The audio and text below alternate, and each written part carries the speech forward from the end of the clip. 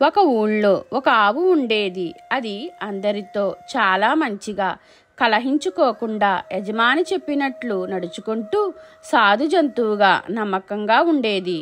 ఒకరోజు అది అడవిలో మేత మేస్తుండగా బాగా ఆకలితో అటు వచ్చిన పులి కంటబడింది. పులి ఎంతో అందంగా, బలంగా నిగనిగలాడుతున్న ఆవును చూడగానే అప్పటి వరకు ఆపుకున్న ఆకలి ఒక్కసారిగా విజృంభించి ఆవుపైకి దూకబోయింది. ఇది గమనించిన ఆవు, ఆగు ఆగు పులిరాజా, నేను చెప్పే మాటలు కొంచెం ఆలకించు.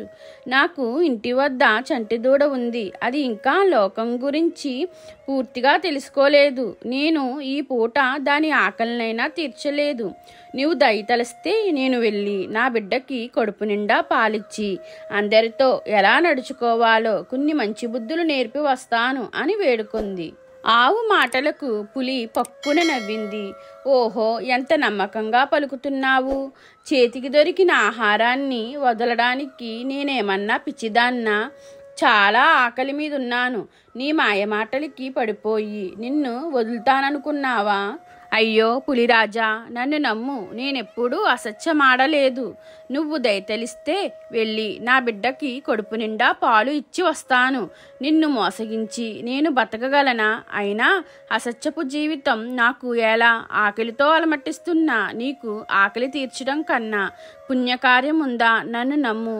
పులి ఆవు మాటలకు నవ్వి, సరే వెళ్ళు, కానీ మళ్ళీ తిరిగి రాకపోయావో, ఈరోజు కాకపోయినా మరునాడు నువ్వు నాకు చిక్కకపోవు. అప్పుడు చెబుతా నీ సంగతి అంది. అంత మాటలకే సంతోషించిన ఆవు ఆగమేఘాల మీద ఇల్లు చేరుకుని తన బిడ్డకి కడుపు నిండా పాలిచ్చి, బిడ్డ, ఇదే నా ఆఖరి చూపు. మంచిదానిగా మసులుకో, బుద్ధిమంతురాలుగా యజమానికి సహకరించు, తోటి వారితో సఖ్యంగా ఉండు, గొడవలొద్దు. జీవితంలో ఎప్పుడూ అబద్ధం ఆడరాదు, సత్యాన్నే పలుకు. అది నీకు మేలు చేస్తుంది. అందరిలోకి మంచిదానవుగా పేరు తెచ్చుకో, జీవితాన్ని సార్థకం చేసుకో అని మంచి బుద్ధులు చెప్పి సెలవు తీసుకుని అడవికి బయలుదేరింది. అడవిలో ఆవు రాక కోసం అసహనంగా ఎదురుచూస్తున్న పులి దూరంగా ఆవు రావడం కనిపించి ఆశ్చర్యపోయింది. ఆహా, ఈ ఆవు ఎంత నమ్మకమైనది. అన్నమాట ప్రకారం నాకు ఆహారంగా అవడానికి తిరిగి వస్తుంది.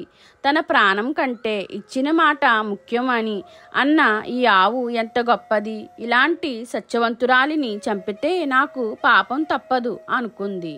ఆవు దగ్గరికి రాగానే, ఓ మహోత్తమురాలా, నువ్వు ఎంత సత్యవంతురాలివి. ఇచ్చిన మాట కోసం ప్రాణాలు లెక్క చేయక నాకు ఆహారం అవడానికి వచ్చిన నిన్ను చంపితే నాకు మహాపాపం చుట్టుకుంటుంది. నిన్ను హేళన చేసినందుకు నన్ను మన్నించు. నా ఆకలి ఈరోజు కాకపోతే రేపు ఏదో విధంగా తీర్చుకుంటాను.